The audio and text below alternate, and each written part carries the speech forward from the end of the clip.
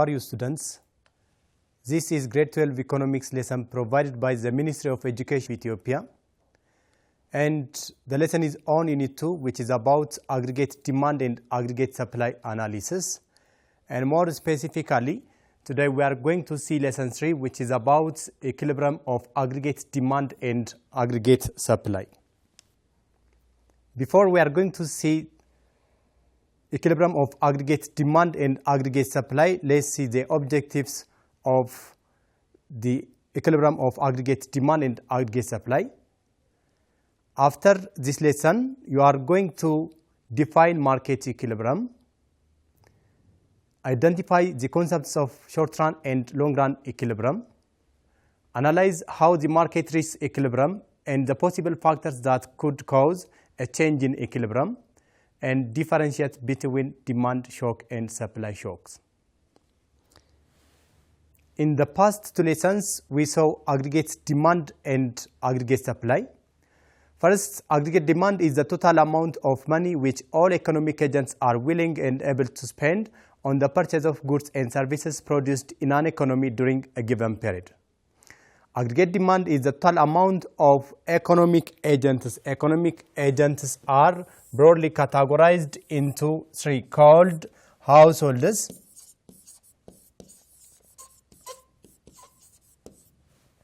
firms, and government. So the aggregate demand is the amount of goods and services that households, firms, and government are willing and able to buy at various prices in a given period of time. In the last two lessons, we saw the aggregate demand curve. The aggregate demand curve is a curve that shows the relationship between the general price level and the real GDP quantity demanded. And when we see the relationship between the general price level and the real GDP quantity demanded, there is an inverse relationship between price level and real GDP quantity demanded. That means as price of a commodity increases, then the real GDP quantity demanded or the aggregate demand will decline, and with the fall in the price of goods and services, then the real GDP quantity demand or simply the aggregate demand will increase. So due to this inverse relationship between the general price level and the real GDP quantity demanded, then the slope of the aggregate demand curve is negative. The reasons why the aggregate demand curve slopes downward or negative, or simply for the inverse relationship between price level and real GDP quantity demanded, are the real balance effect, the interest rate effect, and the international trade effect.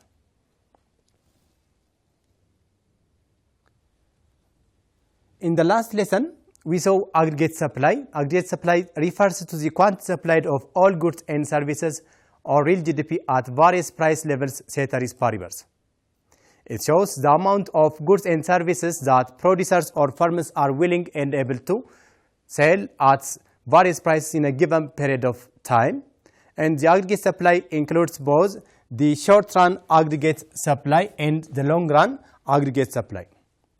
Furthermore, in the last lesson, we saw the Keynesian aggregate supply, which is a horizontal straight line aggregate supply curve, and we saw the classical aggregate supply curve, which is a vertical aggregate supply curve.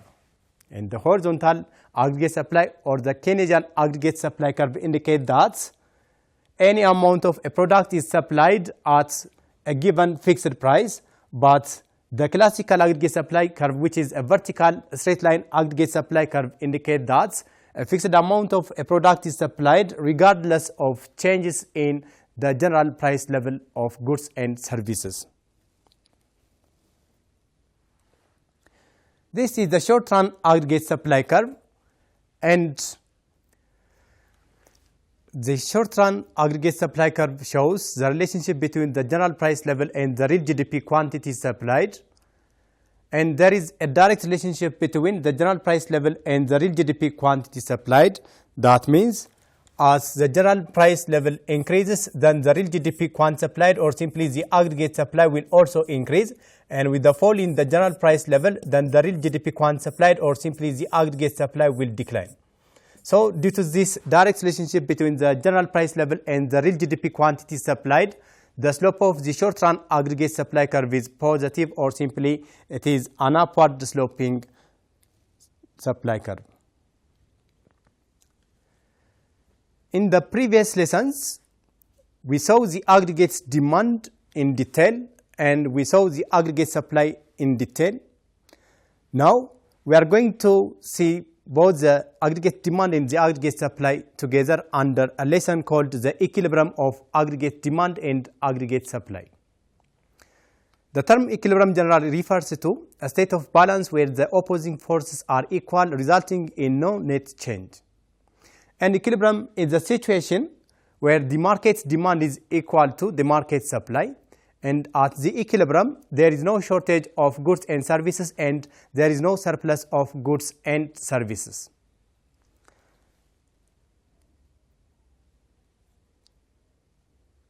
And the market equilibrium is represented on the aggregate supply and aggregate demand model, where the demand and supply curves intersect, and the aggregate demand and short-run aggregate supply determine the price level and real GDP.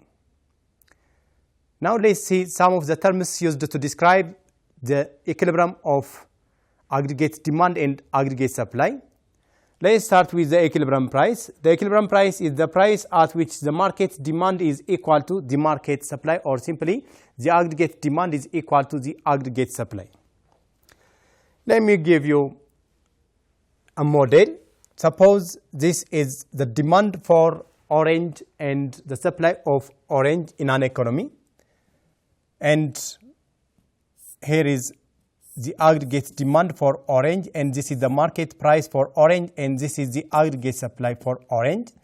Suppose when the price of a kilogram of orange is per 10, then the market demand or the aggregate demand for orange was 4 kilogram because the price is too cheap. And when the price increased to per 20, then the aggregate demand for orange reduced to 3 kilogram. And finally, when the price reached to per 30, then the aggregate demand for orange is 2 kilogram. This shows as price of orange increases, then the aggregate demand for orange decline, and with the fall in the price of orange, the aggregate demand for orange will increase. Conversely, when the price of a kilogram of orange is per 10, the aggregate supply for orange was 2 kilogram because the price was too cheap, and when the price increased to 20 bar, then the aggregate supply for orange increased to 3 kilogram, and finally when the price reached to bar 30, then the aggregate supply for orange increased to 4 kilogram. This shows as price of orange increases, then the farmer are more willingly to provide more of orange, and when the price falls, they are discouraged to provide the orange to the market due to a fall in the price of orange. Here, at Britain, the aggregate demand for orange is 4 kilogram, but the aggregate supply for orange is only 2 kilogram. In this case, there is an excess of aggregate demand of orange over aggregate supply of orange. Then this situation, a situation where the aggregate supply is at Britain, the aggregate demand for orange is 4 kilogram, but the aggregate supply for orange is 2 kilogram. In this case, there is an excess of aggregate demand over aggregate supply. And when there is an excess of aggregate demand over aggregate supply, and this situation is called shortage. At birth 30, the aggregate supply for orange is 4 kilogram, but the aggregate demand for orange is 2 kilogram. In this case, there is an excess of aggregate supply over aggregate demand, and if there is an excess of aggregate supply over aggregate demand, there is surplus. At birth 20, the aggregate demand for orange is 3 kilogram, but the aggregate demand for the aggregate supply for orange is 3 kilogram. In this case, the aggregate demand is equal to the aggregate supply, and this situation is called equilibrium. And in this model, birth 20, the price at which the aggregate demand is equal to the aggregate supply is called the equilibrium price, and this quantity in this model, 3 kilogram, the quantity at which the aggregate demand is equal to the aggregate supply is called the equilibrium quantity.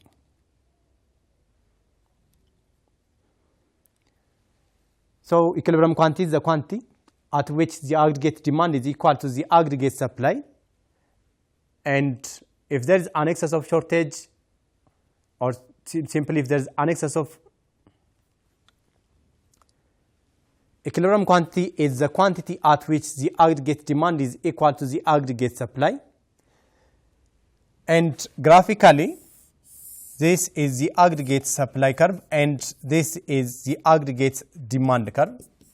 And when there is shortage, that means if there is an excess of the aggregate demand over aggregate supply, then there is an upward pressure on the general price level of goods and services.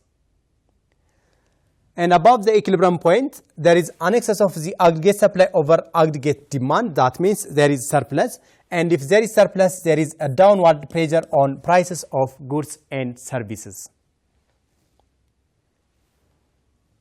Here is a graph which shows the short-run equilibrium. And this is the short-run aggregate supply curve, which shows the direct relationship between price level and the real GDP quantity supplied. And this is the aggregate demand curve, which shows the relationship between the price level and the real GDP quantity demanded. At this point, there is equilibrium, and this is the price PE, which shows the price at which the aggregate demand is equal to the aggregate supply. And this is the quantity at which the aggregate demand is equal to the aggregate supply. And at P1, there is surplus, which is an excess of the aggregate supply over aggregate demand. In this case, there is a downward pressure in prices. And at P2, the aggregate demand is greater than the aggregate supply. In this case, there is shortage. And if there is shortage, there is an upward pressure in prices of goods and services. Here is the long-run equilibrium. The long-run aggregate supply curve is a vertical straight line aggregate supply curve. And this is the short-run aggregate supply curve. And this shows the long-run equilibrium point. And this is the long-run equilibrium price. And this one is the natural rate of output that the economy can produce in the long run equilibrium. What is the significance or importance of the interaction between aggregate demand and aggregate supply? Simply the equilibrium. The interaction of the aggregate demand curve and the short-run aggregate supply curve determines the short-run macroeconomic equilibrium, indicating the current price level and level of real GDP in the economy. Let's see some of the significance or importance of the interaction between aggregate demand and aggregate supply. First, economic fluctuation. Shifts in the either aggregate demand or aggregate supply can lead to changes in output. For example, if there is a rise in the aggregate demand, it leads to more output or quantity, and if there is a rise in the output, then it will also create employment opportunities, and if there is employment opportunities, it will also creates or increases the supply of money in an economy. And as people earn more money, then their demand for goods and services will increase, and in turn it increases the price of goods and services, which leads to inflation.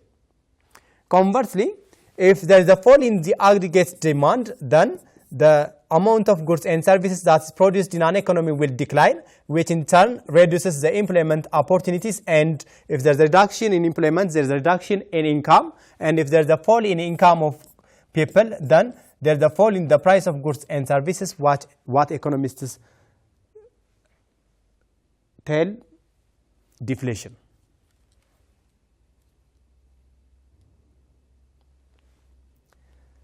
The other importance of or significance of the interaction between aggregate demand and aggregate supply is inflation. When there is an excess of aggregate demand over aggregate supply, at or near full employment, it can lead to inflationary pressures. Inflation is occurred if there is a rise in aggregate demand in an economy, which in turn leads to more buying. If there is more buying, then there is a rise in the general level of price of goods and services. Recessions are occurred when there is an excess of aggregate supply over aggregate demand. If there is an excess of aggregate supply over aggregate demand, then there is a fall in the demand for goods and services, and if there is a fall in the demand for goods and services, then there is a fall in economic activities, what economists refer recessions or depression. So recessions or depressions are mainly caused by deficiency in aggregate demand or decline in aggregate demand. Economic growth, the long run economic growth is primarily driven by shifts in the long run aggregate supply curve, reflecting increases in the economy's productive capacity. And when we see the policy effects, the interaction of aggregate demand and aggregate supply, fiscal and monetary policies aim to influence aggregate demand to stabilize the economy and achieve macroeconomic goals. The fiscal policy is the deliberate manipulation of government expenditure and government revenue so as to achieve a certain economic objective. For example, if the government wants to expand the economy, the government applies expansionary fiscal policy. By doing so, it increases aggregate demand and the economy will be active. And government can also expand the economy by reducing taxes using the fiscal policy. The monetary policy is a deliberate manipulation of the money supply that is managed by the National Bank. By increasing or decreasing the money supply, government can achieve a certain economic objective. For example, when the economy is in a recession or depression, in order to alleviate this problem, the National Bank will increase the money supply by increasing the interest rates, discount rates, and the cash reserves. And the supply side policies aim to shift the aggregate supply curve to increase potential output. By increasing the total supply in an economy, the government can boost the aggregate outputs. Let's rise to the other lesson of the day, which is about shocks to aggregate demand and aggregate supply. Let's start with the shocks to aggregate demand. There are many reasons why the aggregate demand and the aggregate supply curves could shift. A change in aggregate demand or short-run aggregate supply or both will obviously affect the price level and or real GDP.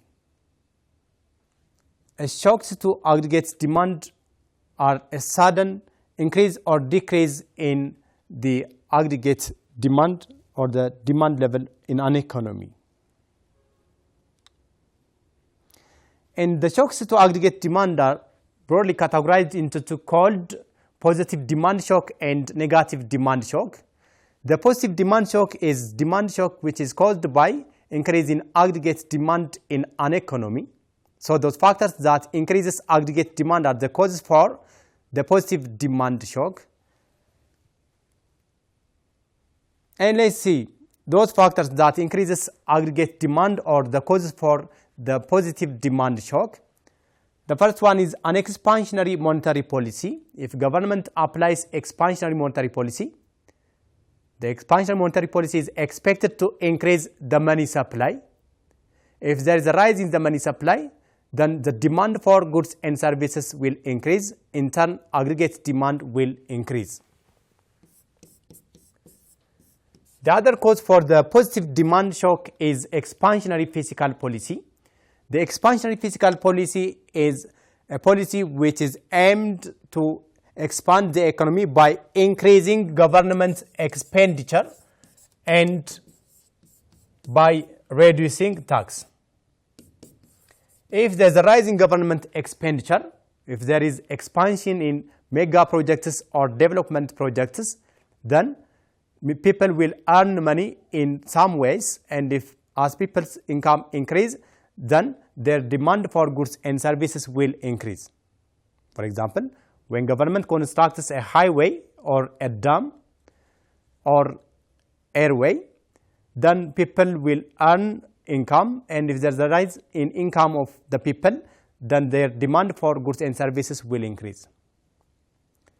By reducing tax, government can increase or boost the aggregate demand. If there is a fall in the tax, then there is a fall in the price of goods and services. Then if there is a fall in the price of goods and services, then the demand for goods and services will increase, which in turn increases the aggregate demand. An increase in desired expenditure from another sources is a cause for positive economic shock, because an increase in desired expenditure from another source is a cause for positive demand shock, because it increases the aggregate demand in an economy. A negative demand shock is a decrease in aggregate demand. So those factors that reduces aggregate demand are the causes for negative demand shock. The major causes are contractionary monetary policy. The contractionary monetary policy is a monetary policy which is designed to control money supply. This is achieved by reducing the money supply. And if there is a reduction in the money supply, then the people's demand for goods and services will decline, and which in turn reduces the aggregate demand. And this contractionary or tight monetary policy is designed to control inflation.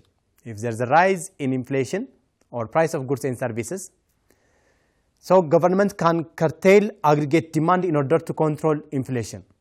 So this is achieved by reducing the money supply and by reducing the demand for goods and services. The other cause for negative demand shock is contractionary fiscal policy. This is fiscal policy which is designed to control inflation. One of the major causes for demand pull inflation is increasing government expenditure. So by reducing government expenditures, the government can control inflation. The other way of controlling inflation is increasing tax. By increasing tax, there is a rise in the price of goods and services. If there is a rise in price of goods and services, then there is a fall in demand for goods and services. By reducing the aggregate demand, government can control inflation. So this is a cause for the negative demand shock. And a decrease in desired expenditure from another sources is the cause for negative demand shock. Here is graphically, those factors that increases the aggregate demand will shift the aggregate demand curve to the right, and it leads to negative demand shock. And those factors that reduces demand for goods and services will shift the aggregate demand curve to the left, which leads to negative demand shock.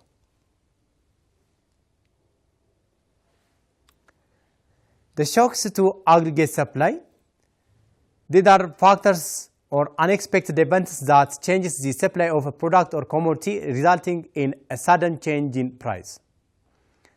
There are many reasons why the aggregate demand and the aggregate supply curves could shift, and the change in aggregate demand or short-run aggregate supply or both will obviously affect the price level and or the real GDP.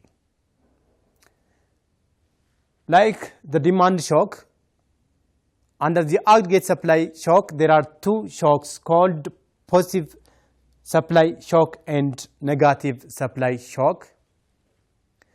The positive supply shock is an event that decreases production and costs or increases productivity capacity, leading to a rightward shift of the short-run aggregate supply curve.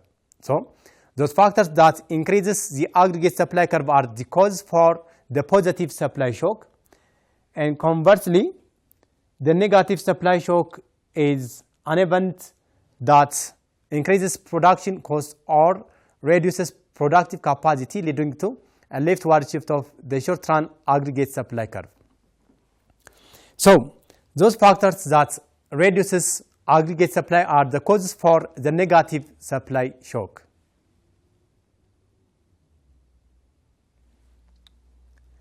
Let us see the main reasons for the shocks in aggregate supply. The first one is changes in input price. If there is a rise in the input price, then the supply for commodities will decline and the aggregate supply will decline, which leads to the negative supply shock. But if there is a fall in the price of inputs, then the aggregate supply will increase and it leads to the positive supply shock. Changes in productivity is the other reason. If there's a rise in the productivity, then the aggregate supply will increase and it leads to positive supply shock. But if there's a fall in the productivity, then the aggregate supply will decline and leads to negative supply shock. The supply side of government policies, if government applies factors or variables that increases supply, then the aggregate supply will increase. But if government employs those factors that reduces supply of a commodity, then the aggregate supply curve will decline and leads to the negative supply shock. Expectations. If producers expect higher returns, then supply of a commodity will increase and aggregate supply will increase and it leads to positive supply shock. But if producers expect lower return from their investment, then the aggregate supply will decline and it leads to negative supply shock. Technology is another factor.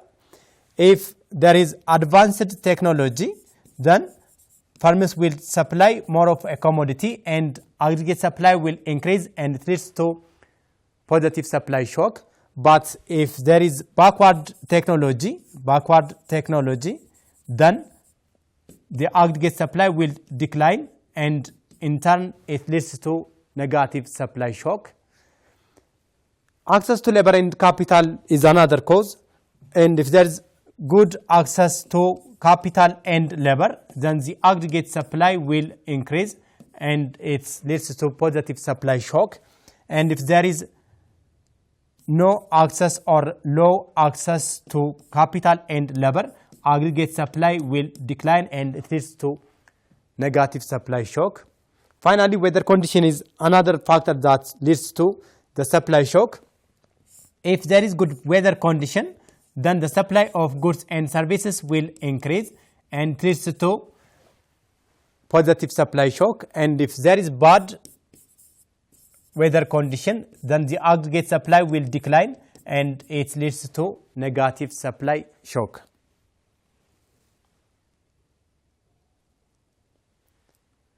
Students, let's do the following exercise.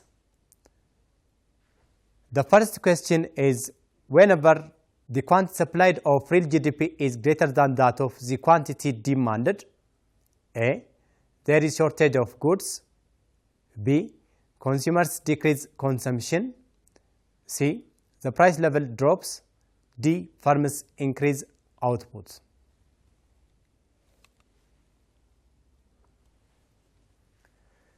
Question number 2. Which one of the following causes a positive demand shock? A contractionary monetary policy action. B, a contractionary fiscal policy action. C, an increase in desired expenditures from another source. D, decrease in the aggregate demand.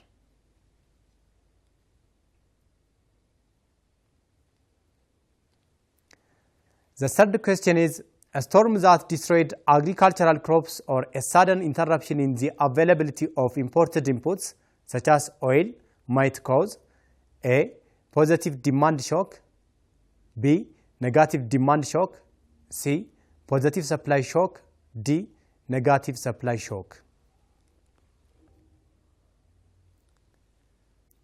The fourth question is, a negative supply shock, A, increases output, B, shifts the short-run aggregate supply curve to the right, C, causes prices to increase, D, none of the above.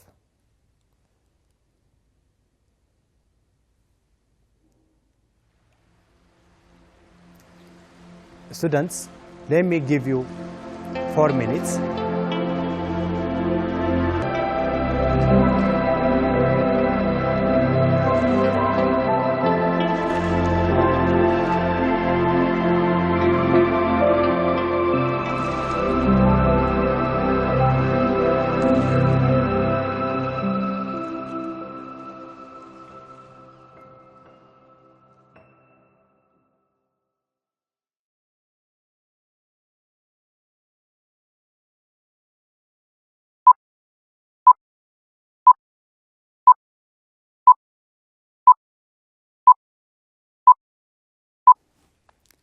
Welcome back, students. Let's do the questions together. The first question is, whenever the quantity supplied of real GDP is greater than that of the quantity demanded, A, there is shortage of goods. Shortage of goods is occurred when there is an excess of aggregate demand over aggregate supply. So A is not the answer. B, consumers decrease consumption. In case of an excess of aggregate supply over aggregate demand, consumers will increase consumption. So B is not the answer. C, the price level drops. If there is an excess of aggregate supply over aggregate demand, there is surplus, and if there is surplus, there is a downward pressure in prices. So the answer is C. When we see D, firms increase outputs. If there is an excess of aggregate supply over aggregate demand, if there is surplus, firms will not increase output, rather they will decrease the output. Question number 2, which one of the following causes a positive demand shock? A contractionary monetary policy action. A contractionary monetary policy action is a cause for negative demand shock, so it is not the answer. B, a contractionary fiscal policy action. A contractionary fiscal policy action is a cause for negative demand shock. C, an increase in desired expenditure from another source is the answer. When we see D, decrease in the aggregate demand is a cause for negative demand shock, so it is not the answer. Question number 3, a storm that destroyed agricultural crops or a sudden interruption in the availability of imported inputs such as oil might cause. This is a decline in aggregate supply, and those factors that reduces aggregate supply are a cause for negative supply shock. So the answer is D. Question number 4, a negative supply shock, A, increases outputs, B, shifts the short-run aggregate supply curve to the right, C, causes price to increase. Negative supply shock is caused by decline in aggregate supply, and if there is a decline in aggregate supply, then there is no increase in output, or simply the output will decline. So A is not the answer. B, shifts the short-run aggregate supply curve to the right. Those factors that reduces aggregate supply will not shift the aggregate supply curve to the right. Rather, they will shift the aggregate supply curve to the left. C, causes prices to increase. If there is a fall in aggregate supply, then there is inflation, which is caused by decline in aggregate supply, called supply side inflation or cost push inflation. So the answer is C.